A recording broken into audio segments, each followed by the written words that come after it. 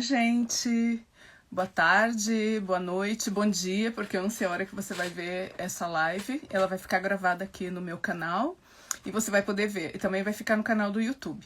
Para quem não me conhece, eu sou a Beth Firmino, você está no canal Poética de Orixás. Vocês devem, as pessoas que me conhecem, porque eu não avisei que ia fazer as lives para ninguém, as pessoas que me conhecem pelo menos devem estar se perguntando por que eu estou fazendo essas lives com esse conteúdo todo, né? Bom, em primeiro lugar, vocês sabem que é a minha pesquisa de doutorado, que foi uma pesquisa muito extensa, que levou muitos anos para ser concluída e que foi um trabalho de praticamente de uma vida, né? E que eu, como pesquisadora, eu tenho como princípio ser uma pessoa solidária e comunitária. Eu acredito que nós somos uma comunidade e que o trabalho de um deve contribuir com o outro. Independente da questão acadêmica, das citações, que são importantes, sim, mas eu acho que mais no sentido da gente construir um conhecimento comum, ou seja, a gente contribuir como pesquisadores com a criação de um conhecimento, de uma inteligência coletiva. Então esse é o meu objetivo. Pelo menos assim, o meu objetivo maior. Mas por outro lado, logicamente, como vocês sabem, eu sou a Elizabeth Firmino, eu moro em Madrid e o meu trabalho tem muita conexão com o Brasil, o objeto de pesquisa é o Brasil, embora também seja um trabalho bastante universal. Mas, logicamente, eu sempre tive desejo de conectar com as pessoas no Brasil, mas como eu moro em outro país, então fica tudo mais difícil. Mas, mesmo assim, eu estou fazendo esse conjunto de conteúdos para que as pessoas conheçam o meu trabalho, a minha metodologia, que é a Poética de Orixás.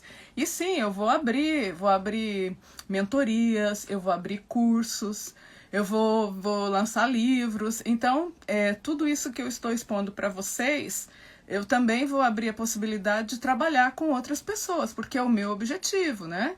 Então, vocês já fiquem preparados aí, porque depois de que eu tiver já lançado um conjunto assim de conteúdos mais básicos para vocês terem uma noção mesmo por onde vai o meu trabalho e também como vocês podem de alguma maneira se beneficiar disso. E aí eu vou abrir algumas ofertas de formação, ou em cursos, ou em mentorias, ou qualquer coisa desse estilo. Então podem aguardar que vai vir. E o conjunto de conteúdos ele vai ficar disponível de maneira gratuita, tanto no canal do YouTube como no canal do Instagram, no Facebook, nas redes sociais, e também estou aberta a comentários, a contribuições e tudo mais. Então, para quem estranhou, né, de repente, como, né, de repente do nada ela começa a fazer esse monte de conteúdo, então é isso, né? Eu tinha programado fazer antes, porque eu estava com essa vontade, com esse desejo um pouco, como eu vou te dizer, talvez até mesmo frustrado, porque eu não encontrava um caminho de conectar com o Brasil. Morando em outro país, sem ter oportunidade de chegar diretamente às pessoas, então eu me sentia até muito limitada. Mas aí depois eu descobri, né, porque nas redes sociais as informações circulam, de que tem um monte de gente que está fazendo coisas, né, na área do digital, que as pessoas estão fazendo muitas coisas, cursos, mentorias e tudo mais. Falei, então por que não, né? Eu tenho um conhecimento que é consistente, que é uma coisa que já foi avaliada, porque na verdade eu fiz uma pesquisa de doutorado, eu passei por uma avaliação, o meu doutorado ele já foi até reconhecido no Brasil pela Unirio, então não tem nenhum problema com a minha pesquisa e não é nada que eu estou inventando do dia para a noite, né? Então por isso vocês podem aguardar que eu vou fazer sim, tá? Passado esse esclarecimento, vamos chegar aqui no que eu vou tratar hoje, que hoje eu vou falar justamente do tema da sexta-feira, porque essa semana, como vocês sabem, teve um dia que eu não fiz um vídeo, porque a minha programação é diária, e eu tenho 6 temas que eu trato na semana, né? O do Lume, por exemplo, que eu queria tratar no sábado, eu nunca consegui tratar no sábado, então vai ser amanhã o do Lume. E hoje eu estou fazendo o de sexta-feira, que foi ontem, que o de quinta eu não fiz, então o de quinta eu fiz na sexta, que foi ontem. E o de hoje eu vou fazer, aliás, eu estou fazendo o que eu faria ontem, que é a questão interdisciplinar. Bom, a questão interdisciplinar, um momento aqui. O tema que eu vou falar hoje, ele é muito importante, porque, na verdade, é a questão da pesquisa em si. A questão das decisões que a gente toma como pesquisador, quando a gente elege uma linha de pesquisa ou outra, e como isso vai implicar no nosso trabalho. Eu já comentei com vocês que meu trabalho é interdisciplinar e tem um monte de coisa para falar, isso não vai se esgotar hoje. Mas, de qualquer maneira, hoje eu quero abordar uma premissa importante, que é a diferença de você pesquisar pela antropologia e pelas artes cênicas. Em primeiro lugar, né, de você pesquisar os elementos do candomblé, ou seja, elementos de uma matriz cultural, religiosa, que tem um outro contexto, que não é um contexto artístico e cênico. Então, de qualquer maneira, a gente está trabalhando com um elemento cultural. E qual é a diferença de trabalhar isso? Através da antropologia e através das artes cênicas. E nisso eu tenho muito claro, porque eu mesma tive dificuldade em pesquisar no Brasil dentro das artes cênicas e queriam que eu fizesse na antropologia, mas talvez porque eu já tinha um trabalho muito adiantado sobre o candomblé, que a minha pesquisa começou antes, muito antes, eu já tinha muitos anos de iniciação e tudo mais, então talvez pensaram que eu pudesse aproveitar isso dentro da antropologia. Mas como a minha área é artes cênicas, eu sempre trabalhei com artes cênicas, a minha pesquisa no teatro começou antes do candomblé, e uma coisa foi junto da outra, o objetivo era esse, então eu não quis mudar e por isso eu vim fazer na Europa o meu doutorado e fiz e tudo mais. Então eu tenho muito claro qual é a diferença entre você pesquisar pela antropologia ou pelas artes cênicas. Isso é o primeiro ponto. O segundo ponto, já refinando um pouco isso, dentro das artes cênicas, eu trabalho com a etnocenologia. Então, é explicar um pouco sobre a etnocenologia. Eu tomei a etnocenologia como a minha linha de pesquisa. E também a antropologia teatral. A antropologia teatral eu conheci mais através da minha pesquisa de doutorado, no qual eu estudei o trabalho do Luiz Otávio Bournier e também do Grotowski e, naturalmente, todas essas pessoas que são da antropologia teatral. Então, a antropologia teatral entrou no meu trabalho por esse caminho. Então, seria mais ou menos delinear um pouco as diferenças entre a antropologia teatral e a etnocenologia dentro da pesquisa que eu faço e que eu proponho também fazer. E por último, né, concluir tudo isso dentro do que eu tenho de experiência com um olho profissional, porque como eu sou uma pessoa do candomblé iniciada há 34 anos, sou ebome, participo, né, de rituais. Embora o meu projeto de pesquisa e os meus objetos de estudo sempre foram os elementos públicos, então eu tenho um olhar profissional diferenciado por eu conhecer também o que não é público, por ser uma pessoa iniciada. E por outro lado, pelo fato de ter estudado durante muitos anos academicamente e ter feito leituras de muito material, de muitas e muitas pesquisas. Então eu também tenho um olhar profissional dentro das artes cênicas. Então, assim, eu vou colocar as minhas conclusões e eu acho que isso é muito interessante a gente pontuar, porque, na verdade, a gente tem que conhecer e ter consciência e, ao mesmo tempo, ter muito claro isso antes de começar uma pesquisa, tá? Eu digo antes porque é importante a gente ter tudo isso antes, mas nem sempre é possível, tá? Mas vamos lá. Então, começando aqui, nem sempre é possível, porque eu mesma comecei do zero, porque o Luiz Otávio Bournier começou do zero, e muita gente começa do zero. Mas hoje, no dia 20, hoje é dia 5 de outubro de 2024, século 21, com todas as pesquisas que já existem nesse campo, ninguém tem que começar do zero. Se uma pessoa começa do zero hoje é porque não está fazendo o seu trabalho de pesquisa teórica, que um pesquisador tem que ler, um pesquisador tem que acompanhar o que as outras pessoas fazem, tá bom? Então é isso, eu tô aqui também para puxar a orelha de vocês, ok? Beleza, então vamos lá. Começando, né, como eu disse, a questão da antropologia e a questão das artes cênicas. A grosso modo, a antropologia, eu estudei também antropologia por necessidade do trabalho. Eu acho que o trabalho deles de etnologia, de recopilar os materiais e mesmo os relatos que eles fazem também são muito interessantes. E a pesquisa de campo, a metodologia de participação, né? De você participar daquele campo, de você estar dentro do campo que você estuda, observação participante, é interessante.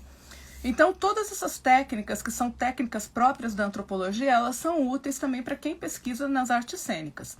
E principalmente porque, como existem muitos trabalhos nessa área, também são importantes essas leituras. Então, é muito importante que uma pessoa que queira pesquisar esse campo se dê ao trabalho de ler. Leia bastante, procure se informar, selecione os autores e procure ver o que você pode obter de informação prévia antes de começar uma pesquisa.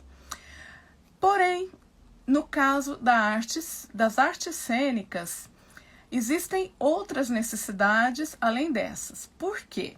Porque o trabalho de campo ele pode ser até igual, ele pode ser o mesmo trabalho de campo, mas o processo de elaboração da pesquisa e também a própria pesquisa que o pesquisador faz em cima daquele material, né, todo o trabalho dele de análise e de escolha e de decisões que ele tem que tomar, no caso do antropólogo, é muito teórico. Então, se trata de você selecionar o que você julga pertinente e dentro da narrativa que você quer estabelecer e desenvolver aquilo a nível teórico. Existe um processo de distanciamento e aí você, nesse momento que você está na fase de elaboração da sua pesquisa, a questão do outro se torna muito mais evidente, muito mais distante. Porque você vai estar trabalhando, você no seu material e o seu campo de pesquisa já é outra coisa, já está distanciado de você. Isso na antropologia. Porém, o processo e o produto final disso vai ser um trabalho teórico. Agora, a pesquisa nas artes cênicas não é assim. Por quê? Porque o nosso processo de pesquisa, a primeira parte, o trabalho de campo, ele pode envolver tanto a parte teórica que eu estou mencionando, de ler bastante, como também você vivenciar o seu trabalho dentro do campo de pesquisa. Mas o trabalho seguinte que vai ser feito é justamente o trabalho de pesquisa do ator. E a pesquisa do ator, ela é corporal, ela é física. Então, ela é sensível, ela é emocional. E aí você já não consegue mais diferenciar o outro, porque você também forma parte daquilo. Essas experiências, elas já ficam no seu corpo. E do seu corpo, elas vão para o trabalho artístico. Então, elas passam por um processo de elaboração e de reelaboração. E esse trabalho, ele envolve a sua energia física, a sua energia mental, a sua energia espiritual. E ele envolve um grau de profundidade e de vinculação que é muito diferente de um antropólogo dentro do campo. E aí, depois que você tem esse trabalho de pesquisa no campo, tem o seu trabalho de ator, de pesquisa de ator. E aí, depois de você ter o trabalho de pesquisa de ator, aí tem toda a metodologia do trabalho de ator e tudo mais, no qual você vai produzir a elaboração de um espetáculo, que seria uma performance, né, ou uma dança, mas de qualquer maneira um ato performativo. E esse ato performativo, ele é o produto do seu trabalho. Se você é um pesquisador acadêmico, você também pode fazer, também não é que você pode, é que você fará, porque tem que fazer, né, uma tese. Então, por exemplo, você vai fazer um mestrado, vai fazer um doutorado, que envolve a prática. Imagina que envolve a prática. Então, você vai ter o trabalho de campo, você vai ter o trabalho de ensaio, que é de pesquisa física, pesquisa corporal, pesquisa actoral, né, de performance, o processo criativo e tem também o processo de escrita. O processo de escrita, ele também é um pouco parecido com o da antropologia, só que ele tem um pouco mais de subjetividade, porque ele vai envolver outros elementos que a antropologia não envolve, porque você também, como ser humano, você está ali, e você também forma parte daquela pesquisa também como um objeto, Não apenas, não é apenas o outro. Você é você e você não é o outro. Então está aí a questão, né? Então a questão chega em você. E como chega em você, ela muitas vezes vai ter que dialogar com outras áreas. Você talvez possa começar uma pesquisa pensando na antropologia e no que a antropologia tem a contribuir. Mas quando você começa a trabalhar no seu corpo, pode ser que você tenha que entrar em outras áreas. Pode ser que você tenha que entrar na antropologia, na sociologia, na psicologia, tenha que entrar em vários outros campos, na física, na neurociência. Então aí você acaba tendo que entrar também em outros campos, e isso vai modificar o olhar, vai modificar as leituras, vai modificar também a maneira como isso vai ser transmitido futuramente como uma pesquisa acadêmica concluída. Além do que você vai ter um espetáculo, esse espetáculo ele vai ser apresentado, ele vai ter uma recepção pelas pessoas, você tem também uma relação com o público. Então existem diferenças, né? Muitas diferenças. E aí a questão toda que eu levei desde o início e que eu volto aqui a reafirmar é que por essas particularidades a metodologia de pesquisa não é a mesma. Por quê? Porque tem uma parte que não contempla, que a antropologia em si não vai contemplar.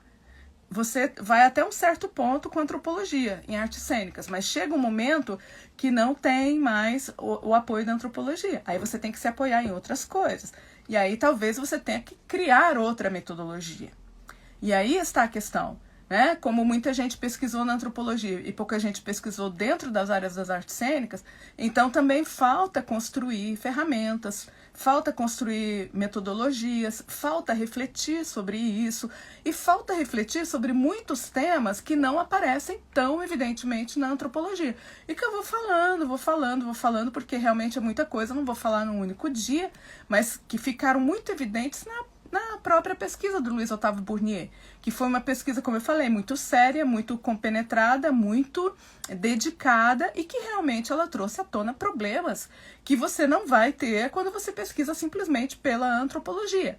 Só que, por um outro lado, temos que ver que a ciência evolui, que o conhecimento evolui, que as pessoas vão pesquisar e que o trabalho de um pesquisador ele tem que servir de alavanca, de suporte, de base para outros, para que as pessoas possam já começar com uma base mais estruturada e a partir dessa base estruturada ela poder desenvolver o trabalho dela com maior segurança, né?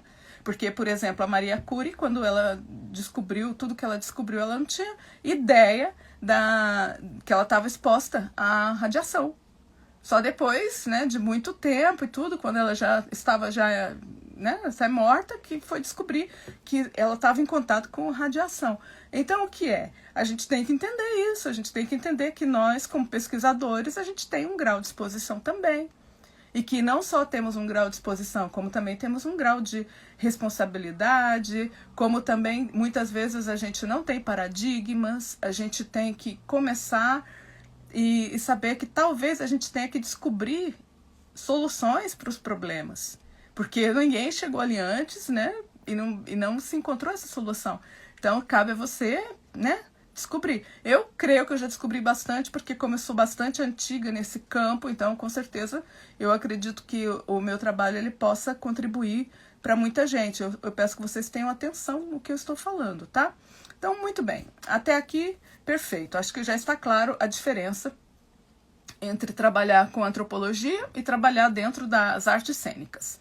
Trabalhando num campo, trabalhando no outro, com o mesmo objeto de pesquisa. Os objetivos são diferentes, os resultados são diferentes, os produtos são diferentes. Então, também a metodologia precisa ser diferente. Agora, falando aqui de metodologia, né?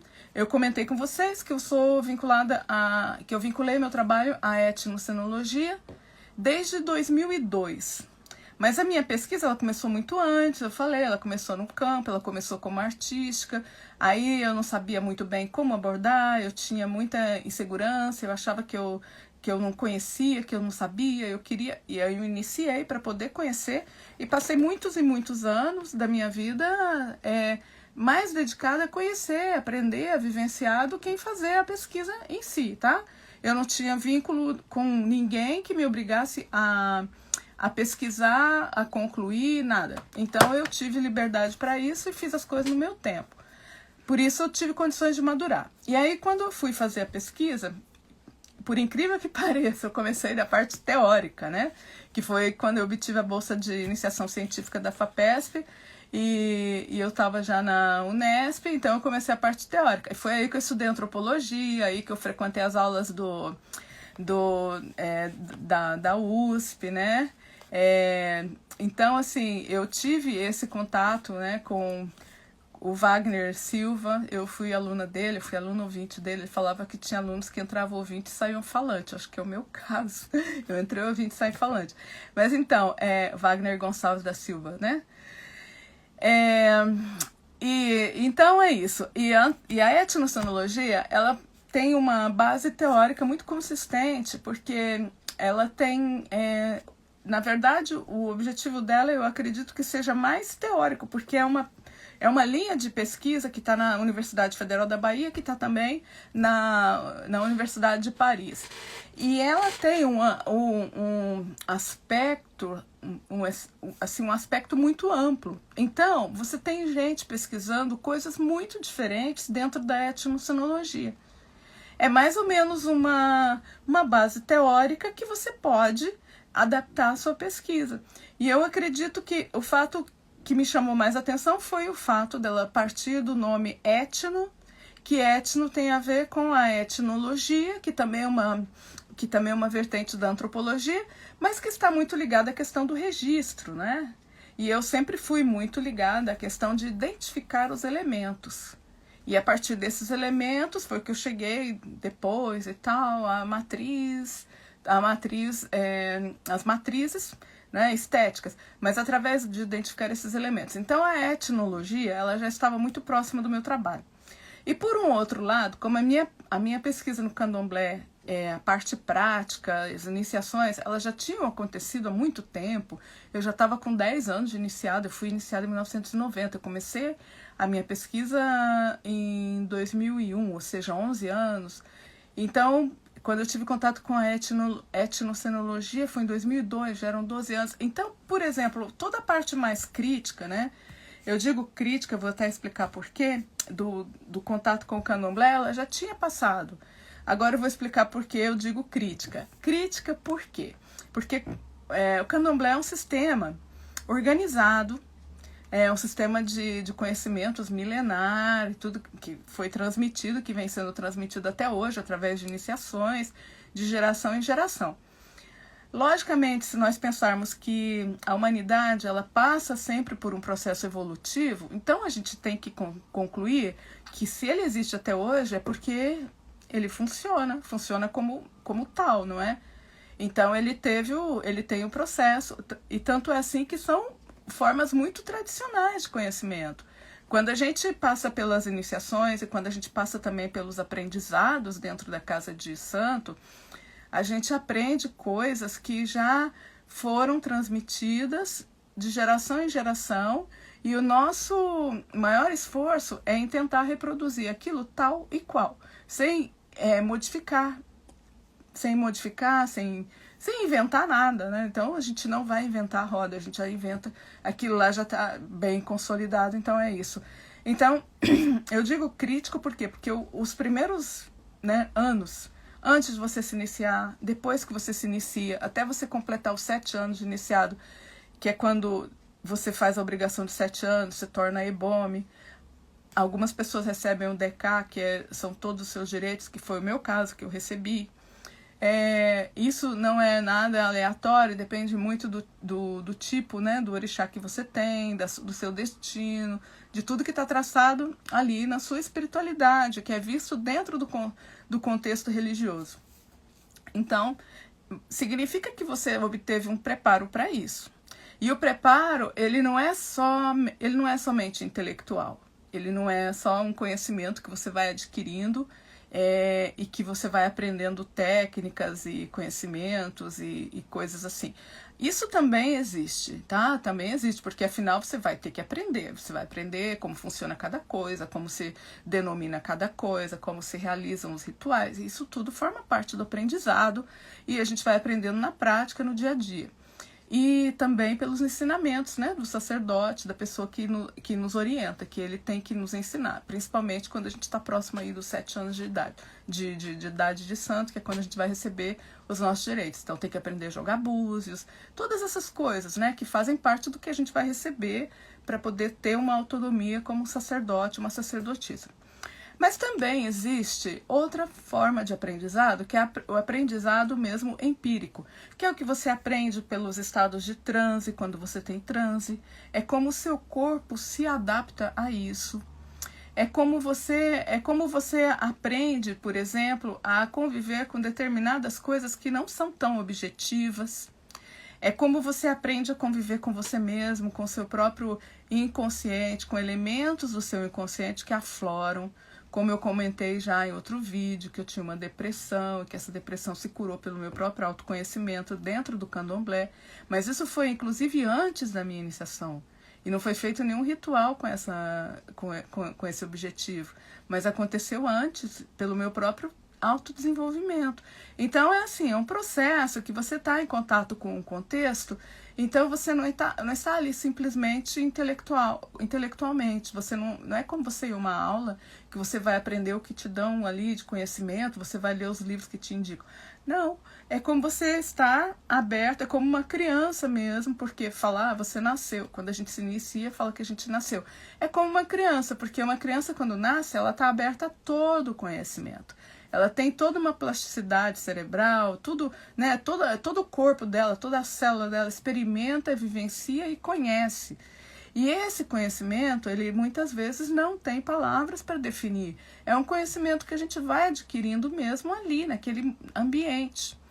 E depois você leva isso com você, porque quando você faz uma iniciação, você passa a dialogar também com esses elementos. E não são elementos externos a você, aí está, são elementos internos. Então, quando eu fui fazer minha pesquisa, eu já tinha isso muito consolidado. Aí eu me encantei, né, pela etnocenologia, porque realmente me dava um pouco mais de espaço para poder desenvolver a parte teórica e até mesmo consolidar e dar forma para minha pesquisa, criar metodologia, né, e colocar isso dentro de outros patamares, colocar até na prática, que aí foi quando eu comecei a trabalhar também com as performances, que eu comecei a criar performances, que eu criei espetáculos, que eu comecei mesmo a desenvolver um trabalho criativo com esses elementos. Mas aí, isso foi já depois e já estava mais consolidado. Então eu falo que a fase crítica já tinha passado, que eu já tinha muitos anos de iniciado. Mas agora uma pessoa que vai fazer uma pesquisa no candomblé, ela muitas vezes não é iniciada, muitas vezes ela não conhece nada. E muitas vezes ela não sabe nem as necessidades que ela pode ter e nem o que ela vai experimentar naquele caminho. Por outro lado, um pai de santo, um sacerdote, ele pode conhecer o candomblé, ele pode conhecer a tradição, ele pode conhecer os rituais, ele pode conhecer a espiritualidade, mas ele não tem, talvez, o conhecimento daqueles elementos que aquela pessoa vai trabalhar, que é muito diferente, como eu comentei antes, de um antropólogo, que ele vai lá, ele recolhe as informações, ele anota, depois ele volta para casa dele, senta no computador e escreve. Não é assim com os atores, não é assim com os dançarinos, não é. O processo é outro.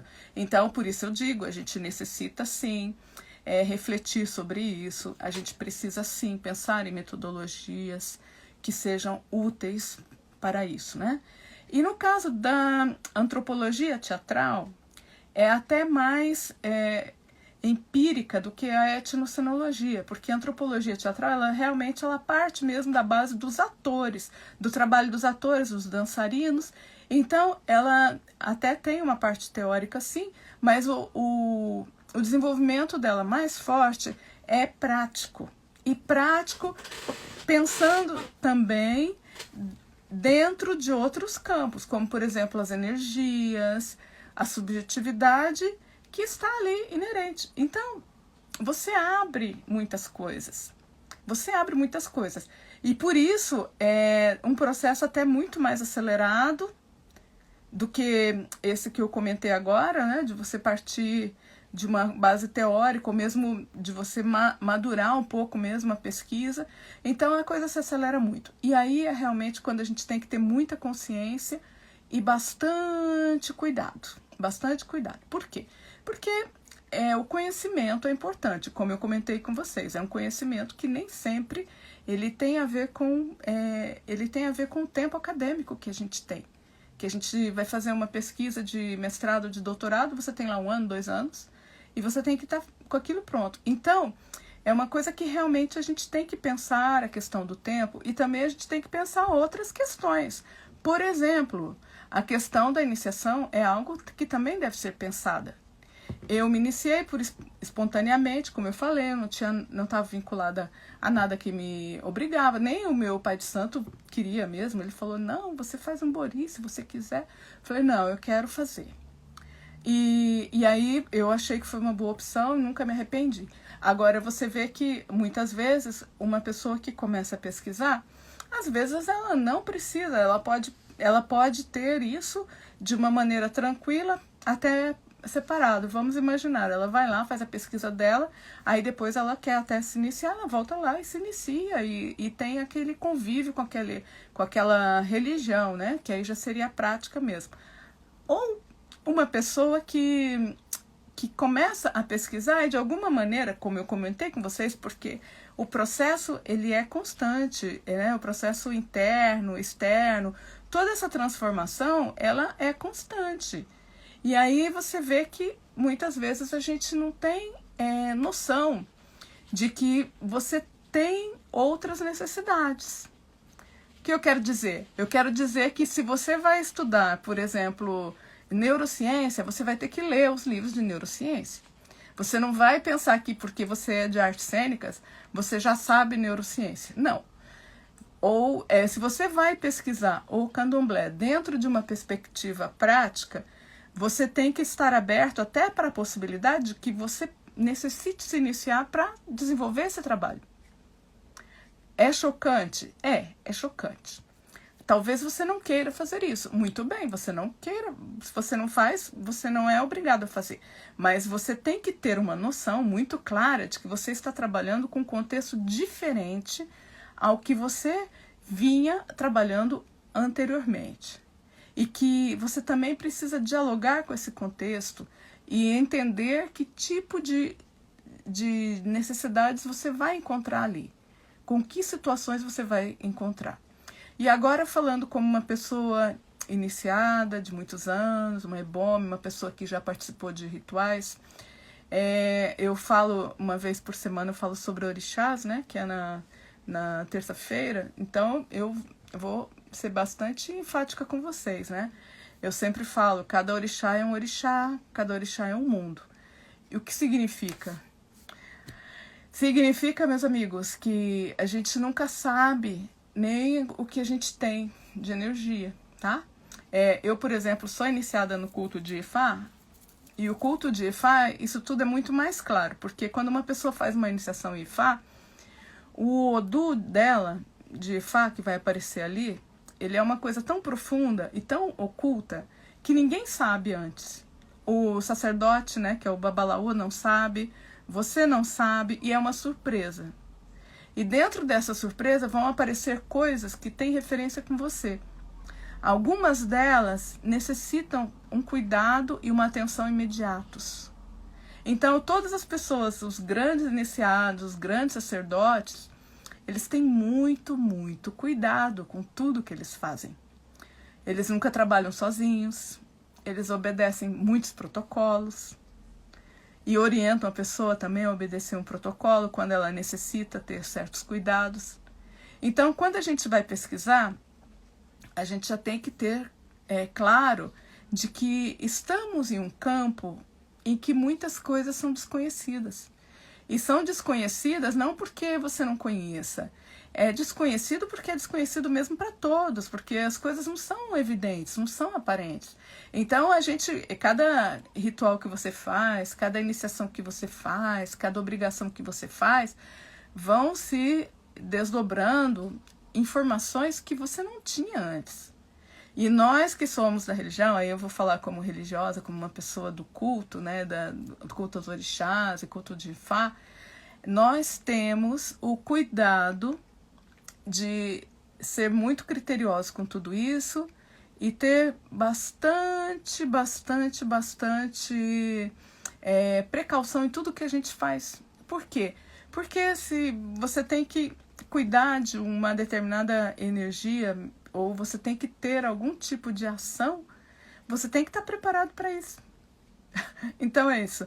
Essa é uma das grandes dificuldades da pesquisa, porque realmente, como nós somos artistas cênicos, a gente coloca o nosso corpo, e o nosso corpo é a nossa energia, nosso centro de energia, então a gente tem que ter consciência de que nós estamos expostos. E se você realmente quer pesquisar, tem que ter esse cuidado e também tem que ter essa abertura, pois se você realmente necessitar cuidar da sua energia, você tem que saber que a partir do momento que você começa a olhar para ela, assim como na física quântica, né, que as coisas que não são observadas não existem, estas coisas existem, mas quando você observa, elas começam a ter forma. E quando elas começam a ter forma, então elas exigem de você também uma resposta.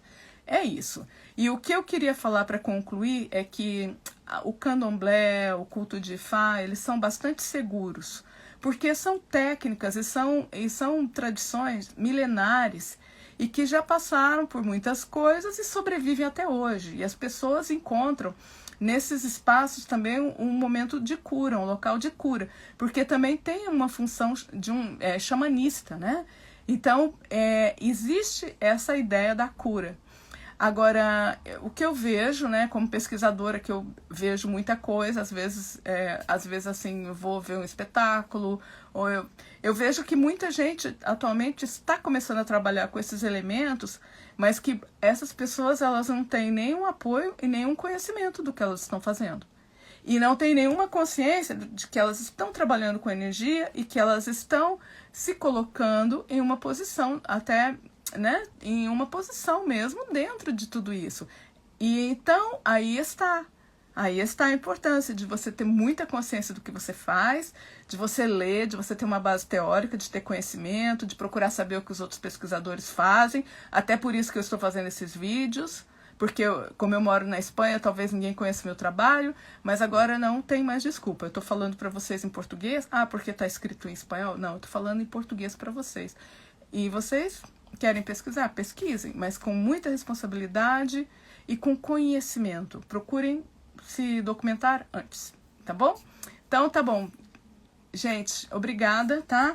Hoje eu nem mostrei os livros, que eu ia mostrar para vocês, que eu tô aqui com os livros, mas eu vou mostrando no decorrer de tudo isso. E depois, quando eu fizer a minha oferta de formação, ou um curso, ou uma mentoria, eu vou fazer o lançamento e vocês estão também convidados a participar. Tá bom? Então, muito obrigada. Um bom sábado para vocês. A gente se vê no próximo vídeo. Tchau!